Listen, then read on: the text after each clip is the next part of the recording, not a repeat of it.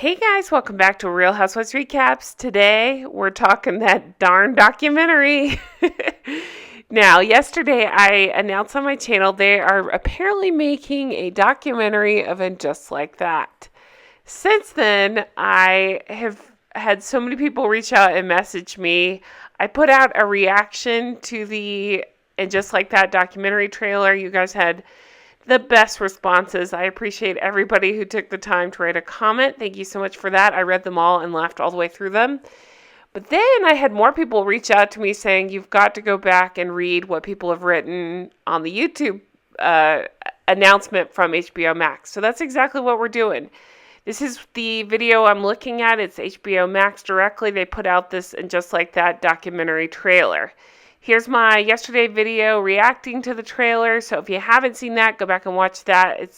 We kind of break down all the nonsense that they're peddling at us. So let's get into some of the funniest comments from their documentary trailer.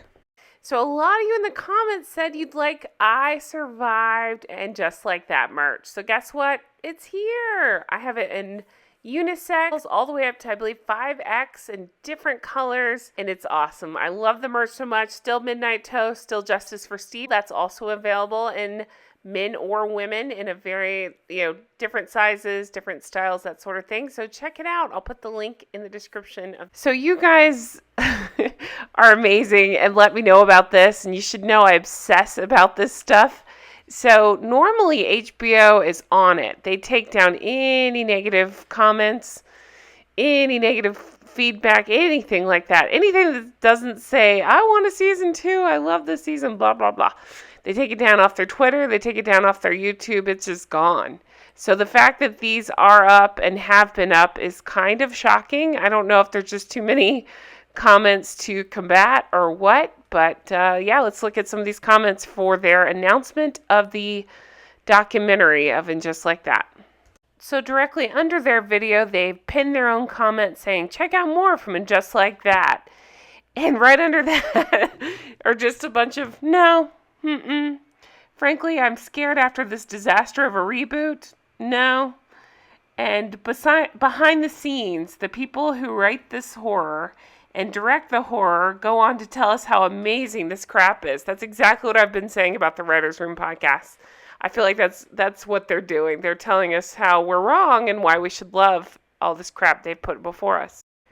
This person said it much nicer than me. Lauren says, respectfully, I hope HBO listens to the fans' feedback regarding our disappointment with the Sex and the City reboot. I love HBO, but this reboot missed the mark. The writers didn't remain true to Sex and the City characters we've grown to love. Lauren, whoever you are, if you're one of us, whatever, you said this very succinctly, and I totally agree with you.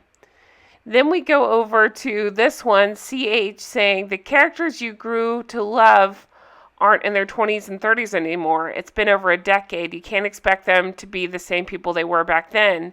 But then Raven comes back and says, nah, we get that people change, but when someone's whole entire personality changes, that's a problem. Well said, Raven. That's exactly what I've been saying.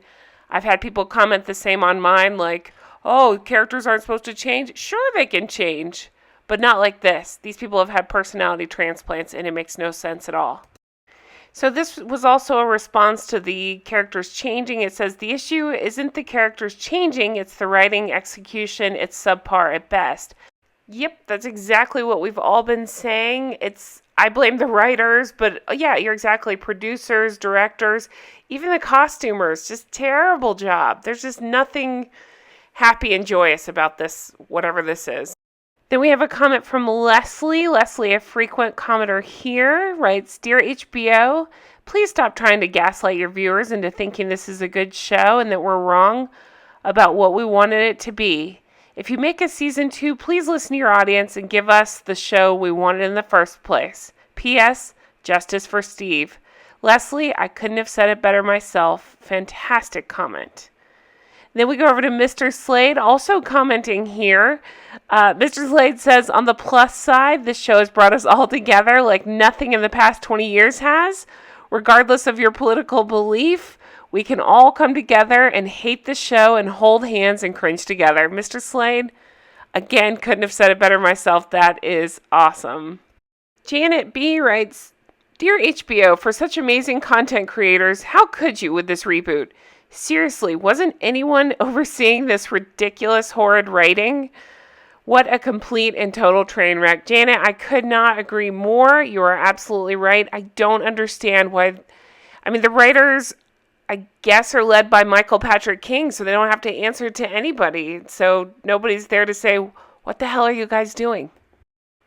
So this comment, Realm Enchanted, says, I stopped watching after episode 3 and unsubscribed to HBO. I get a lot of comments saying the same thing. They broke the hearts of their fans and fed us this garbage. They destroyed the original. I totally agree. But yeah, I've had so many of you guys saying that you just canceled HBO. You can't with them anymore. You don't want to give them the views. So you just come here to watch the recaps. And you know what? Thank you for that. I appreciate it. So Ashley writes, can the CW or Stars spare some writers? This is the worst group project this audience has ever endured. And most importantly, no one asked for Cynthia Nixon to become our main character. We're begging, make it stop. I love that. That's exactly how I feel. I totally agree. I don't need Cynthia Nixon to be my main character. I don't actually need her to be a character at all, honestly. We come here for Miranda. Some of us do, not so much me, but not Cynthia Nixon. Thanks. Tosh Yu, also a frequent commenter here. Thank you for your comments. This is like watching the captain of the Titanic high-fiving his crew after hitting the iceberg. Tosh, that is such a good analogy. It made me laugh so hard the first time I read it. I've read it 100 times. I love it. Fantastic comment. I'm truly surprised HBO didn't freak out and take this one down, but I love it. We got AM with a point that a lot of us are making, which is, I remember how funny Sex and the City was. The reboot is humorless and depressing. That's exactly what I think.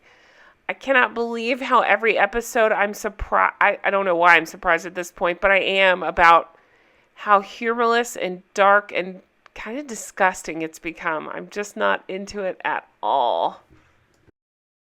Love this comment from Johnny Utah. HBO, you're better than this.